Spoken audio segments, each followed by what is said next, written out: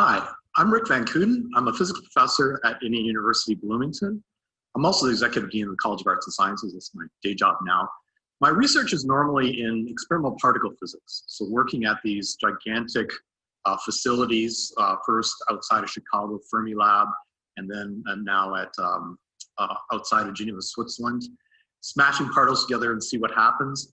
I've also for quite a few times taught the physics of sound in the department. And as a result of it, I've had a lot of undergrads working on small tabletop experiments, like very different from my main line of research, in acoustics. And so I've also sort of developed a hobby of acoustics and being interested in sound. So I'll be talking about today sound very quickly in general, and also talking about resonances and how they lead to these two different disparate topics of hauntings and what you might hear in a given year at Lotus Fest. I'm going to talk and discuss sound in tubes or in columns of air. For example, if I have this tube and I bop it on the end, the sound it makes. This is an animation where the points or the dots represent either an air molecule or a patch of air. And we're going to provide a pulse, just like we did at the beginning where we bopped the tube.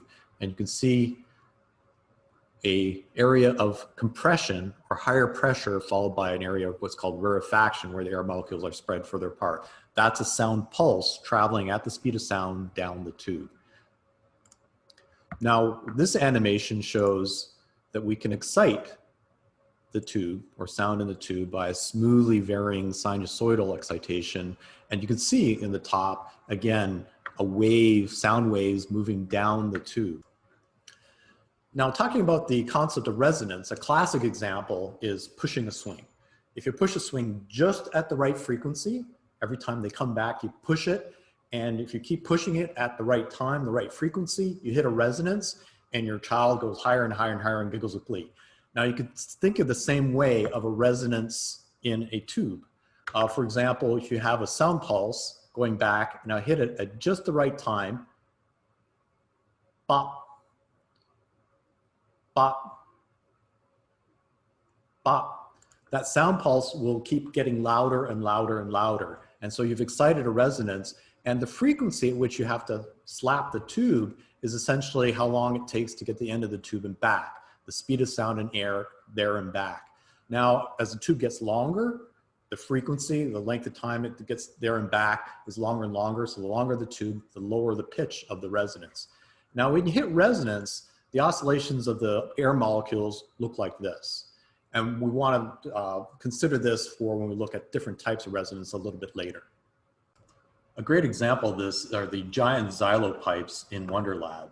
You can see that these are pipes of different length, and the longer ones have lower pitches, the shorter ones have higher pitches. So I'm going to play a song.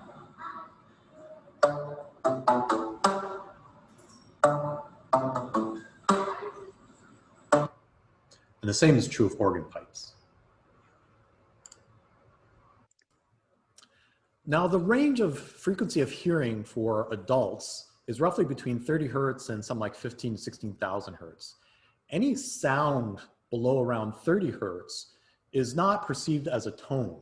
It's, it's a vibration, it's still a sound wave, but it sort of vibrates parts of your body.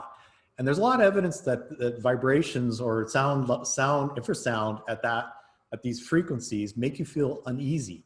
And a very interesting experiment was done in the UK where scientists in a concert hall in the basement had a long sewer pipe, 6 meters long, where they drove it with a subwoofer to get a resonance, like I showed before, of 17.4 hertz. The resonance provided a very high level of this sound. And what they would do is that they'd have controls where they wouldn't play this tone and have a concert upstairs. And it was very upbeat music. And they would actually survey the people, ask them, how did the music make you feel? And there's a lot of reports, made them happy, made them cheerful. And then sort of random concerts, they would turn on this 17.4 hertz and do the same thing. Give them the survey, ask how it made them feel. And they would report, again, these sensations of feeling uneasy, that the hairs on the back of their neck would stand up. They'd feel chills down their spine. They'd just feel nervous looking around at what was going on. They perceived the music differently because of these sensations. What is interesting is that Also, in the largest cathedrals have gigantic pipe organs that actually have pipes long enough to produce notes of 16 hertz.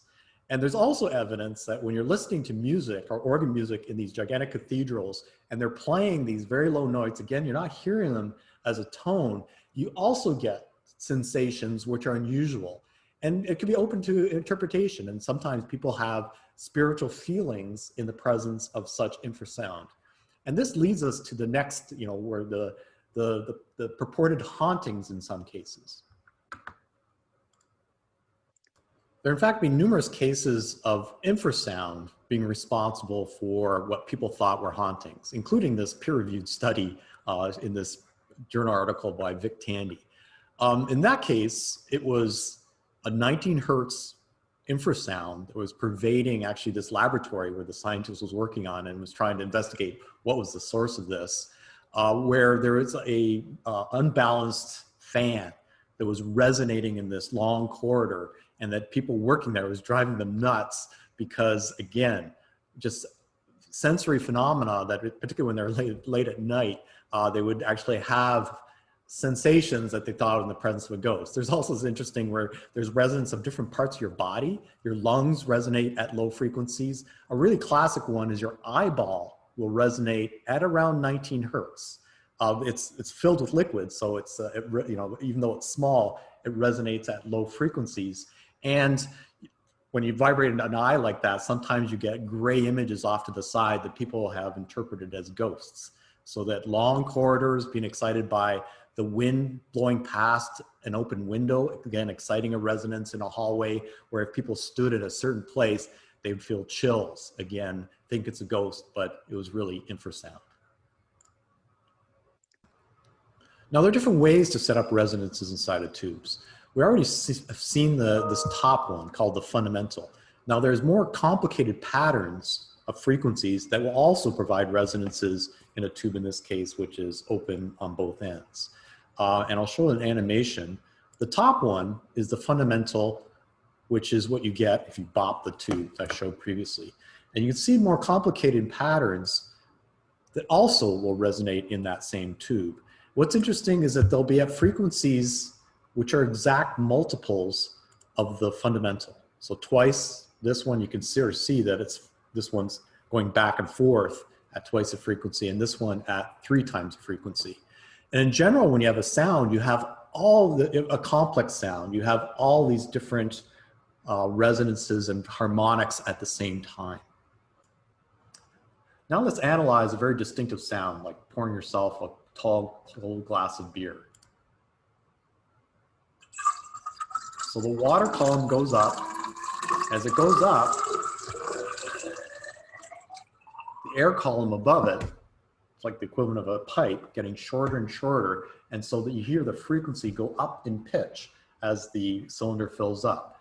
Now we're going to analyze it using a spectrogram shown here, and birders may be familiar with these. They often use that to show the characteristic trilling or warbling of a bird.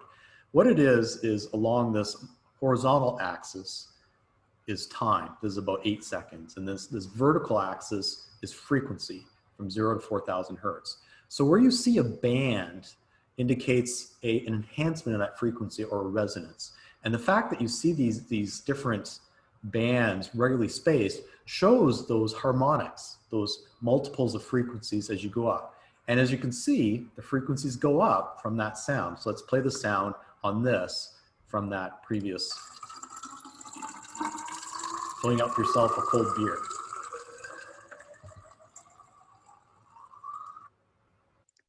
So now what we're getting at is the last topic, and that's if you're at Lotus Fest and you see somebody actually throat singing. And what this involves is that there's a column of air above your vocal cords that actually provide a very buzzy sound.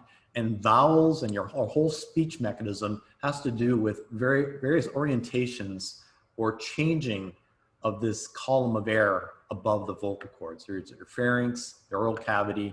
This opens up, and then you can have resonances in your nasal cavity. An example of this is showing just saying the vowel ah. So when you're saying ah, this closes off, And you get different lengths, you get different resonances in your vocal tract. Every 2 or 3 years at the Lotus Festival, there's usually a group that headlines at least one or more throat singers. It's part of the culture of Tuva, a country just north of Mongolia, and parts of Mongolia, where they spend decades learning how to do this, this singing. And I'm going to show you a snippet of Sigit throat singing style. And I was very, very excited as looking up the schedule for this, this coming virtual Lotus Festival. There's this group Hun-Her-Tu, which features somebody who does this very, very well. I'm going to play this, and I want to emphasize this is only this one person singing, no instruments, no accompanying instruments, is that they are able to control their vocal cords, I mean their vocal tract in such a way that they can dampen the fundamental. You hear something very guttural, that's the fundamental, and then really emphasize the higher harmonics, the 5th, 6th, or 7th harmonics. What you'll hear is a flute-like sound that is not an instrument, it's his voice. And sometimes it's called polyphonic singing for that reason.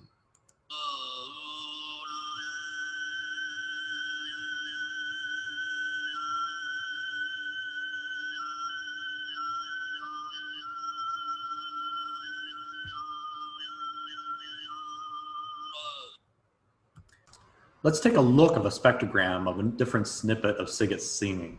You will see again, this is time, this is frequency. You can see these really strong bands, which are those flute-like sounds shown here and here, and then even at these very, very high frequencies above 5,000 hertz. This goes up to 8,000 hertz. You'll see hardly any of the fundamental and a lot of power or intensity in these. And actually, when I'm at these live Lotus Fest performances, I'm often sitting with my phone, you know, looking at the spectrum as they're singing. Just my wife rolls her eyes, but I really do get a kick out of this. You can track the melody going up and down, down, up again.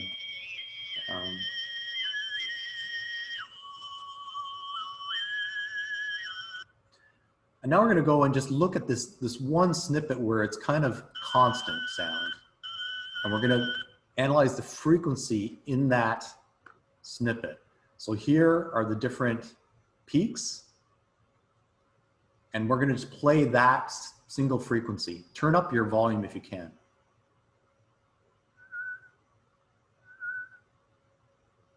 The second peak. Now really crank your volume. This one's really hard to hear. Okay, you may not have heard that last one. So with that, I hope you enjoyed these little tidbits driven by resonance and the science of acoustics. And thank you very much for having me, and enjoy the rest of your science night in. Take care. Be healthy.